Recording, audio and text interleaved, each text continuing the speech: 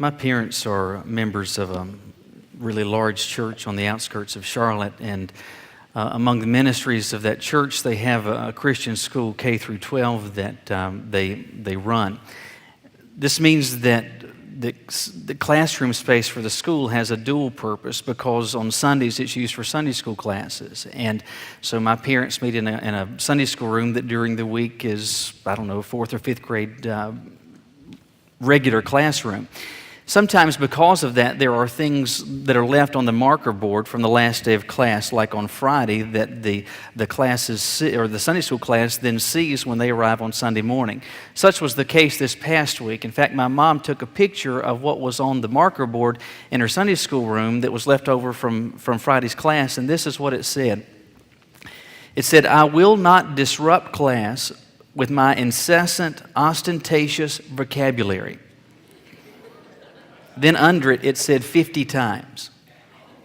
So apparently what was going on is that the kids in class were talking too much. They were being disruptive. The teacher had tried to get them to stop. That didn't work. And so then she writes that sentence on the board, "I will not disrupt class with my incessant, ostentatious vernacular." And as homework, they were to write that 50 times. I'm sure they did not enjoy that, but I'm inclined to think that helped drive the lesson home. I remember a similar experience when I was in a 7th grade science class. There were some kids that wouldn't stop talking.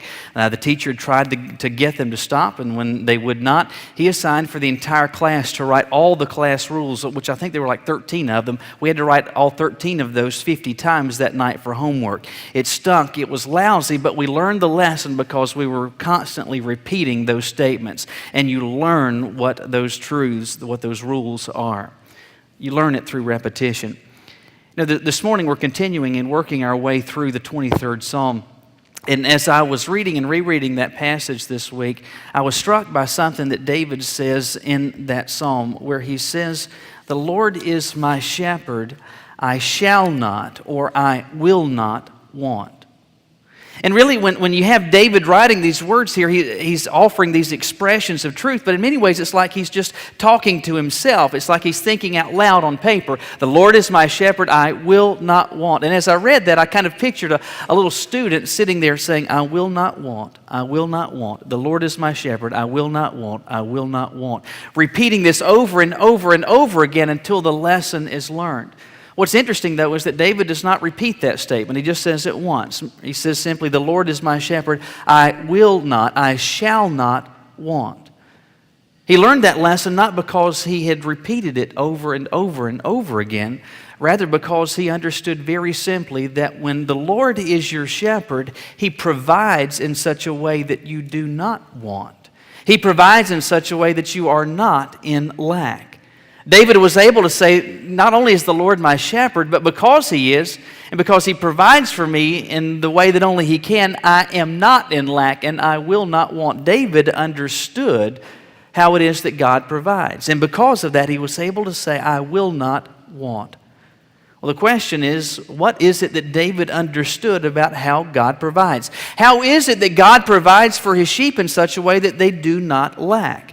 We see the answer to that question in the 23rd Psalm. If you would look with me in your Bibles there today, we're just going to look at verses 2 and 3 of Psalm 23.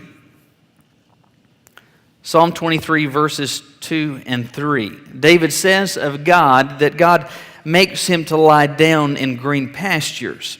He leads me beside the still waters. He restores my soul. He leads me in the paths of righteousness for His name's sake. In just these two verses, David is communicating the fact that he understands not only that he will not want, but he will not want because of how God provides. So how is it that God provides for us as a sheep? Well, God provides for us. He provided for David. He provides for all those that are part of His fold, being aware of our needs. God provides being aware of my needs. He provides being aware of your needs. We're continuing in this series of messages through the 23rd Psalm that I've entitled Counting Blessings. And we're talking about how repeatedly in the Bible, as those that have a personal relationship with God, we are not simply His children, not simply His followers, but in the Bible, the picture portrayed of us is that of sheep. And if we are the sheep, then he is the shepherd. And because he is our shepherd, there are all sorts of blessings that are experienced by us. And one of those great blessings is that our shepherd provides for us. And after having established the fact, when he says in verse 1, the Lord is my shepherd. So again, these aren't blanket statements for everyone. This is only for those, and these truths are only appropriate and accurate among those who, like David, have a personal relationship with the God who made them. So because the Lord is mine and because I am the Lord's, some things are true. He says that God makes me to lie down in green pastures. I will not want because he leads me to lie down in green pastures. Well, why is it that, and there's a couple of things that he's communicating there in terms of truth, and I want to deal with the second half of it first, where he talks about leads me to lie down in green pastures. Why would a shepherd lead sheep to green pastures? Well, that takes a little imagination to recognize the answer for that, because sheep need to eat. Sheep eat grass, and so they need to be taken from pasture to pasture so that they might be able to eat grass. Well, the truth is, I don't know if this is a surprise to you, I don't know a ton about sheep. And because of that, I needed to do some research to find out some things that are true of them. And one of the things that I came to discover about them was through seeing a cross-section of a sheep's skull. It's interesting that sheep only have incisors on the bottom. Your incisors are your front teeth. And some of you can take them out and look at them. And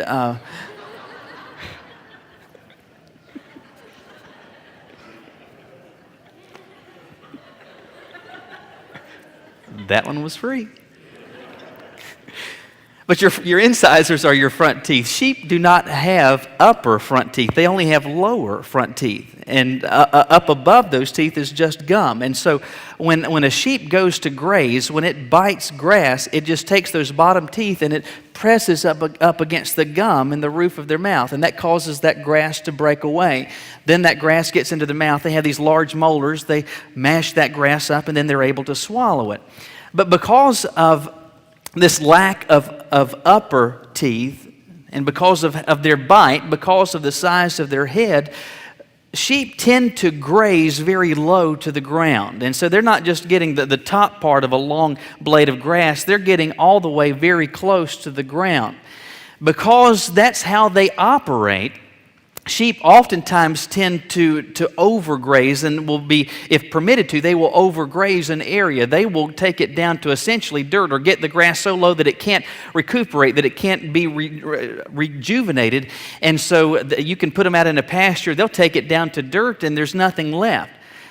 The shepherd is aware of that, and he understands how sheep operate and how it is that they are grazing, how it is that they bite, and that leads him to take them not simply to a singular pasture, but to multiplied pastures. So they eat here for a while, and then the next day they go here, the next day they go there, because if left to their own, they will exhaust everything. They'll eat the grass down until there absolutely is no more. And so David says of the Lord, he leads me to green pastures. He is providing my needs, and providing my needs in such a way that I never exhaust them.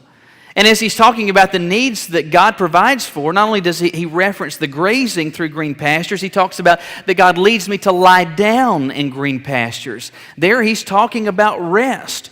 And you, like a sheep, and we spiritually as sheep, we need rest. And David says that the Lord is not simply a shepherd, he is the good shepherd. And consequently, he provides for me, but he provides for me being fully aware of my needs. He is not providing for me aimlessly or just cavalierly. He is doing so purposefully, intentionally, understanding how it is that I operate, understanding exactly what my needs are.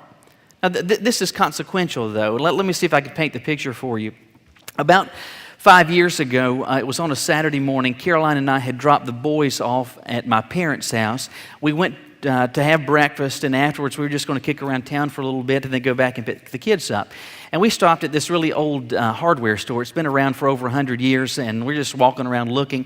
And among the things that they have to sell there are some baby chicks, and they had them in this big cage. They had that, some pullets, some baby turkeys, and they had these animals for sale. We start talking to one of the employees. We find out that these aren't just regular chickens, they're bantam chickens. Bantam chickens only grow to be about half the size of a normal chicken. And after some conversation, we made the decision this would be kind of a neat, cheap gift, not gift, but a neat, cheap pet for us to have. If we had some chickens, because, I mean, it's not like you take them to the vet. I mean, you take them to the kitchen, right? And so, anyway, we decided we'll get some of these. So long story short, I bought 6 of them. And so I've got 6 baby chicks, and it's not that I just got those in a container and took them home and said, okay, and just let them go out in the backyard. I've got to figure out how to provide for them. I don't know anything about them. And so I had conversations with the folks there at the hardware store. I did some research online. And so one of the things that I discovered is that these baby chicks, I can't just go ahead and leave them outside. They're too young for that at this point. They don't have their feathers yet. They're just covered with fuzz. And so for the first 2 weeks, they were in a kiddie pool in our garage under a heat lamp. And so after about 2 weeks, they began to be covered in feathers, and so now they're ready to go outside. And I can't, and I shouldn't just turn them loose because there's all sorts of predatory animals. We had a lot of hawks near our house, and so you don't want them to come by and swoop up your chickens. And so I needed to make a pen, and so I go to Home Depot and I get some chicken wire, and I make this enclosure around a dog house that was in our backyard. And so the dog house then serves as the hen house. And so it was not only around the sides, it was covered on the top so that nothing could get to them. Well, in conversations with the folks at the hardware store, I discovered that chickens need calcium in their diets. And so what they recommend, they need that because if with a lack of calcium, their eggs don't harden. And so you just kind of have, a soft-boiled egg. And so you need an egg with a hard shell on it. They need some calcium. And so they had this crushed oyster shell that you put out, and as they're going around, picking around, they're going to eat some of that, and that gives them the calcium that they need. They also told me, well, chickens, that they need some type of gravel, something small to help them digest their food, that helps collect in their gizzard that's going to enable them to digest their food. And so I got some fine gravel to put out there. And so I did all this for these chickens. I discovered that in addition to having an enclosure and having a hen house, they need somewhere to roost. And so in that dog house, I needed to put some type of rod so that the chickens could get up and sit on that at night. And so I did all of this. And so I didn't just have chickens, I was providing for these chickens. I was caring for these chickens. But understand, before all of that, do you know how much I knew about chickens? That they're delicious. But that's about it. I didn't know anything about them. I provided for them, I cared for them, I met their needs. But for me to be able to do that, I had to go find out about them. I want you to understand, when David says, "The Lord is my shepherd, I will not want," because he leads me to lie down in green pastures, he's talking about how God provides for us, being keenly aware of our needs. And I want you to understand that God does not have to go to the hardware store and talk to somebody to find out about you and what it is that you need. God does not need to talk to your spouse or to your kids or to your boss or to your teacher. He doesn't need to talk to anybody to find out what you need. You know what? God doesn't even need to talk to you to find out what you need, because He made you. He knows everything about you. He knows about your oddities. He knows about your quirks. He knows about your particularities. He knows about the needs that you have emotionally. He knows about the needs that you have in terms of relationships. He knows about the needs that you have in terms of material possessions or food and shelter and all of those things. He furthermore knows about the spiritual needs that you have and where you are and where you should be. What I'm trying to say is that God knows absolutely everything about you. And so as He provides for you, it is being keenly aware of your needs. Not simply about your needs as a person, but about your specific needs. He knows that this person may need more of that than someone else. And so He provides for me, He provides for you, if you too are one of His sheep, in a way that's keenly aware of our needs. And of course, one of the operative words in all of this is the word need. You know, sheep, if given the opportunity, they want more grass. They want more rest. They want more water. And the shepherd's obligation is not to exhaust every want, but to fulfill the need. God knows exactly what you need. in every aspect of your life. And as He is bringing blessings, as He is bringing guidance, as He is bringing correction, as He is bringing material provision, as He's bringing all these things into your life, He does so knowing exactly about you. Everything about you. Now, the Bible tells us that we are fearfully and wonderfully made. We didn't just simply show up, we were made, and the one who made us knows everything about us. And so as He provides being aware of our needs. But David also describes how he doesn't want, not simply because God provides for him and being aware of his needs, but He provides for him and He provides for us as His sheep, being aware of our limitations. He provides for us being aware of our limitations. David continues this thought of being a sheep to the Lord and says of Him that He leads me beside the still waters. He leads me beside the still waters. One of the things that I had heard before and after doing some research about sheep, it confirmed to be true that sheep are very skittish animals. They're just kind of nervous creatures, for one thing, because sheep have essentially no defenses. The only defenses that they have ultimately are keen senses of hearing and of sight. Sheep hear really, really well. In addition, sheep have the ability to see 320 degrees out of their eyes. That means that a sheep can see what's going on behind them without having to turn around. They know what's behind them. Well, it's good that they have that because sheep don't have any other defenses, do they? They don't have horns. They don't have big ferocious teeth. They don't emit foul odors like a skunk. They don't have venomous fangs. They don't have anything. All they've got is the ability to hear really well and to see very well. They've got no defenses, and so that leads them to be very attentive to their environment, and the least little thing that might be a threat, what's going to cause them to run away. It's going to cause them to flee. Well, because of that reality, when a shepherd is guiding its sheep, he's aware that one of the things that they need is not simply pasture land to graze on, but they need water to drink.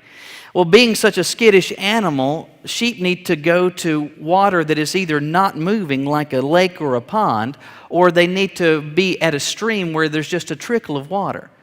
You can take a sheep to a rushing river, and the sound of it, the sight of it, is going to cause them to run. They need to go to still waters. What does David say of our good shepherd? That He provides for us and that He leads us to still waters. Now, what's an interesting thought to me, and what I'd have you entertain for just a moment, is this reality. Sheep have to have water. Without water, they're going to literally thirst to death. Without water, we are going to thirst to death. Sheep have to have water. What's interesting, though, is that a shepherd could take sheep to a rushing river where there is plenty of water, seemingly limitless volumes of water, and a sheep could be right there and thirst to death. Why? Because it's not in a form that they can receive it. They are afraid of it. The sight of that, the sound of that is just too much for them. And they can be taken before this mighty rushing current of water and still thirst to death. They'll never get what they need from it for this simple reason: they are afraid of it. If a shepherd provides for his sheep in a way that they're afraid of, they'll never be able to receive it. If a shepherd provides for his sheep in a way that they're afraid of, they'll never be able to receive it, even though they need it.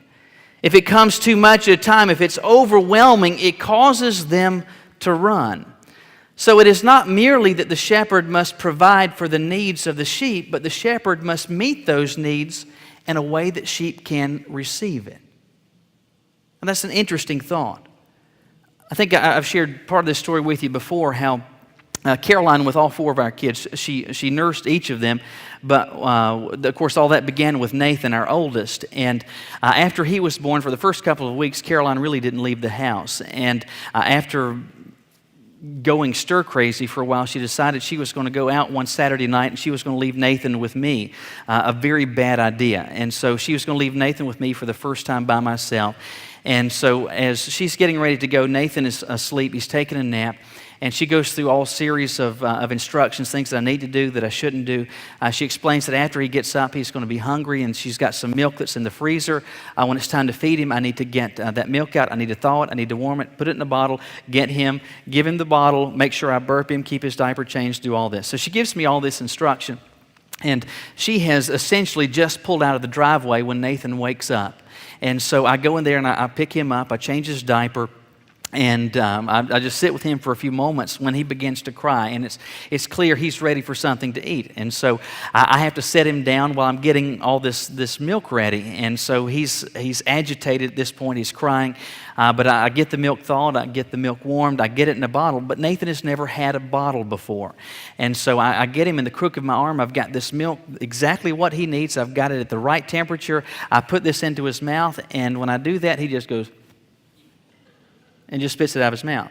And I keep trying, and the more I try, the louder it is that he is screaming. And I keep trying and trying, but he won't take this bottle. He's never had one before, and he just simply will not take it.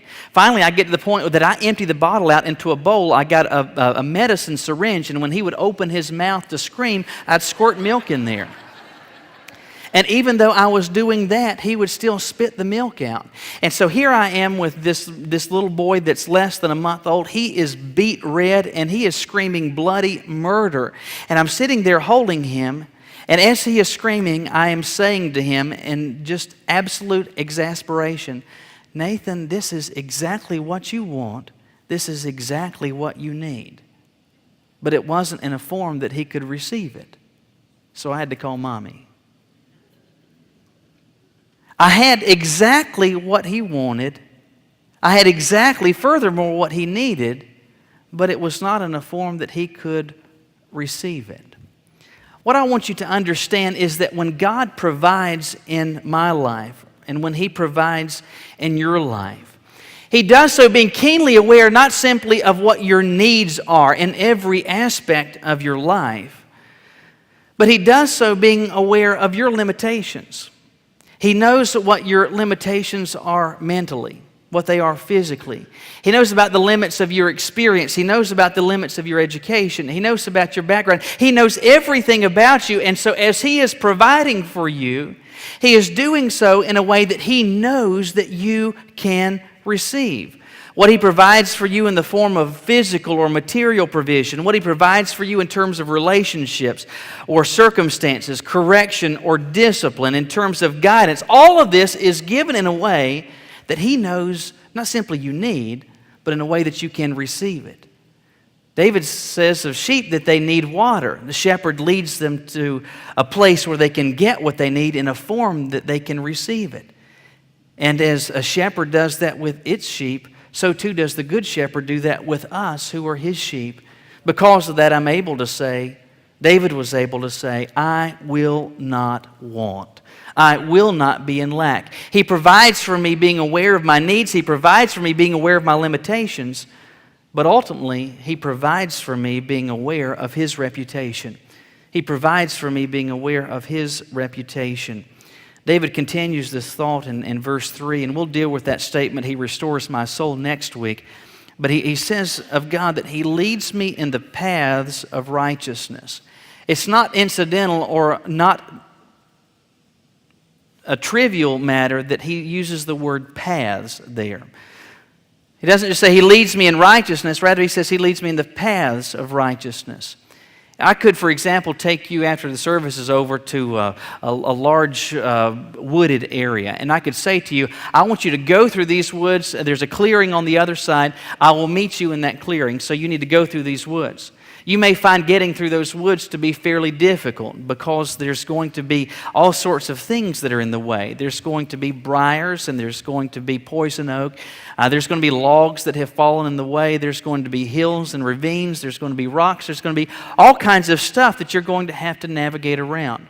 You may find getting through those woods difficult unless, of course, there's a path or a trail in the woods.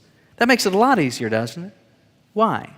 Because when there is a path, when there is a trail, the obstacles have been moved out of the way. They have been dealt with. Furthermore, you know exactly where it is that you should go. You know exactly the direction that you should take. And he says of God that he doesn't just lead me in righteousness, but the path of righteousness. That God has dealt with the obstacles and he has made the guidance, he's made the way absolutely clear. Now the word that's translated there as righteousness literally means straight or right. And so taken together, he says he leads me in this straight path. He leads me to this path that is right. Why does he do so? He says at the end of verse 3, for his name's sake. For his name's sake. God leads me in the paths of righteousness. The simple reality is that the paths of righteousness that God leads us to, those are not the only paths. In fact, Jesus spoke in Matthew chapter 7 of other paths. In fact, he went so specifically as to say, enter into the narrow gate. For wide is the gate and broad is the path that leads to destruction, and there are many who find it. But narrow is the gate and difficult is the path that leads to life, and there are few who find it. How exactly is it that we find that path? Because the shepherd leads us to it. Why does he lead us to it? According to what David says, for his name's sake. Oh, what exactly does that mean? Well, to set the stage for that thought, if you look at the beginning of verse 1, he says, the Lord is my shepherd. So he's talking about the Lord, and God is our shepherd, we are his sheep. And he's been talking about how God provides for us, and how he provides for us, and how he guides us. All of this is for his name's sake. What David is trying to communicate is that the manner in which sheep are cared for, the manner in which sheep are provided for, the manner in which sheep are guided and directed is a reflection not of the sheep, but of their shepherd.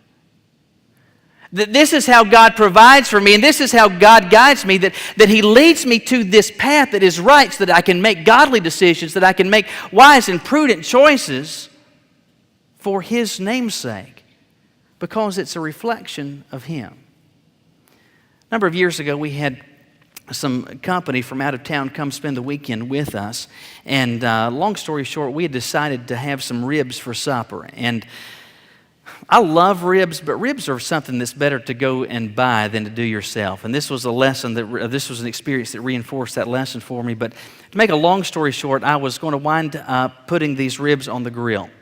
So I've got them out there, and they're going to be on there for a little while. And so I stand out there with them for a little bit. And then I decided I'm going to go in the house and talk with our guests for a little bit. And so I went in the house, I sat down, I began to talk, and then I just kind of lost track of time. And I'm like, oh man, I got ribs out on the grill. I go outside, and my grill is on fire.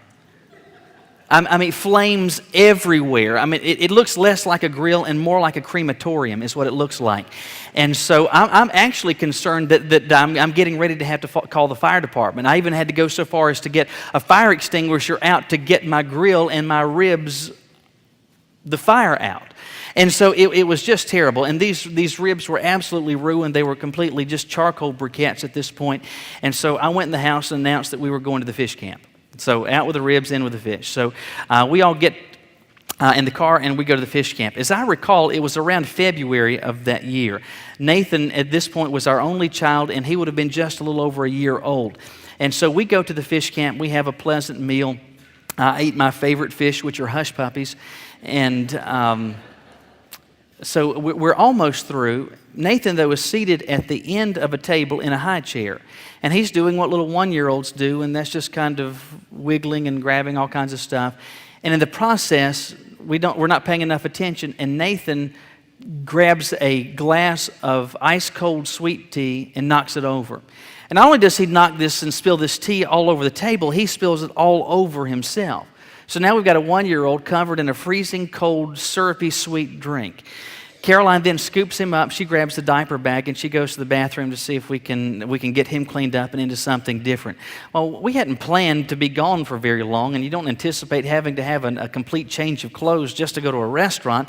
And so as Caroline is going through the diaper bag, all she can find is a Rudolph the Red-Nosed Reindeer onesie. And being a onesie, it was just short sleeves and it had no legs in it. But that's all that was in the diaper bag apart from diapers and wipes. And so she needs to get him out of these cold, damp, wet clothes. And so he comes out of the bathroom in February wearing a Rudolph onesie.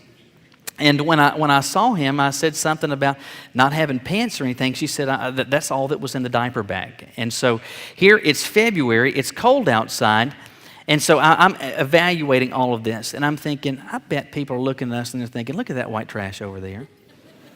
I mean, it's February, and they got the Rudolph thing on, for one thing. Furthermore, it's February, it's cold outside, he doesn't have any pants on, no socks on, no long sleeves, nothing.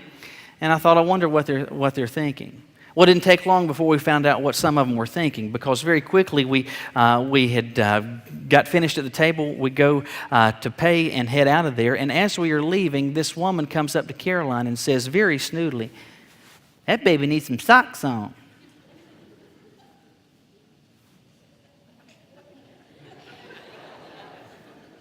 Duh. What we should have told her was to put a sock in it. But Caroline did not say that. She did not respond in kind. She didn't say, mind your own business. What she said was, he just spilled tea all over himself. All of his clothes were wet. This was the only thing that I happened to have in the diaper bag. Now, why did she go to the trouble to explain that to her? Because she wanted them to understand that we care about how it is that we care for our son.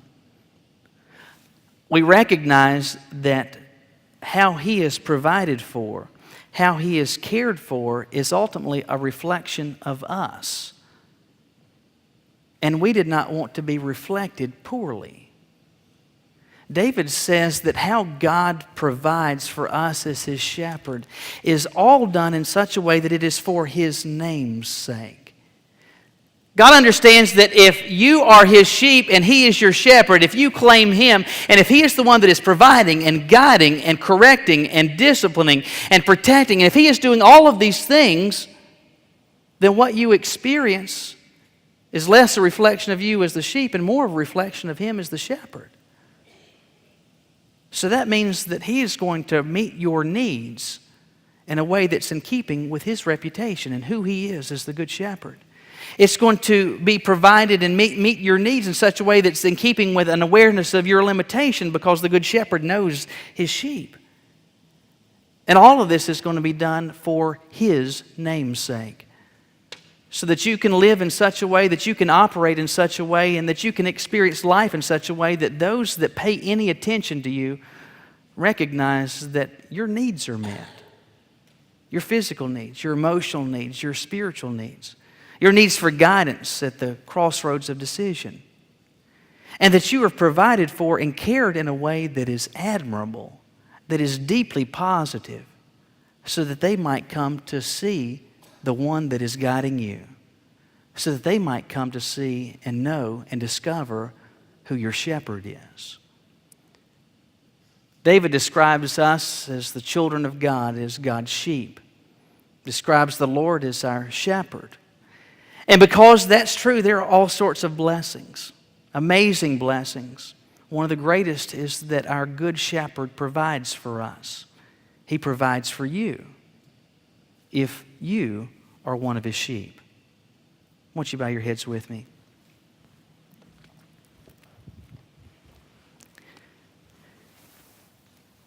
We've been talking this morning about how God provides for his sheep.